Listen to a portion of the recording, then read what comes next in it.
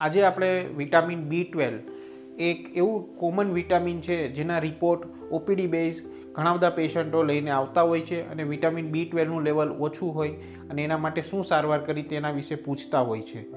Vitamin B12 મુખ્યત્વે 3 કામગીરી કરતું હોય છે. સૌથી પહેલું એ નસોને મજબૂત બનાવે છે, શરીરમાં તાકાત આપે છે અને મગજના નોર્મલ ફંક્શન માટે એ જરૂરી છે. વિટામિન B12ની ઉણપ સૌથી વધુ ઇન્ડિયનમાં અને ખાસ કરીને ગુજરાતી લોકોમાં જે વેજીટેરિયન ડાયટ લે છે તેનામાં થતી હોય છે.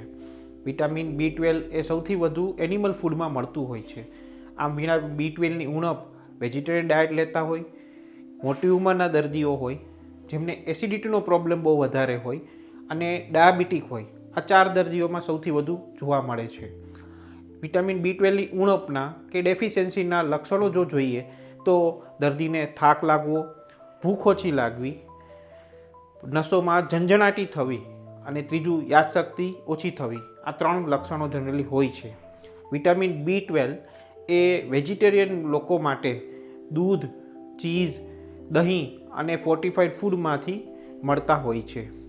વિટામિન B12ની જો નજીવી ઉણપ હોય તો તમે જીભ નીચે મૂકવાની દવા કે ટેબ્લેટ લઈ શકો છો, પણ એનો સચોટ ઉપાય અને જો વધારે માત્રામાં વિટામિન B12ની કમી હોય તો ઇન્જેક્શન વિટામિન B12ના ઇન્ટ્રામસ્ક્યુલર લઈ અને તેની સારવાર થઈ શકે છે. આમ વિટામિન B12 એક મહત્ત્વનું વિટામિન છે અને તેના રિપોર્ટ અને એની યોગ્ય સારવાર લેવી જોઈએ. નમસ્કાર.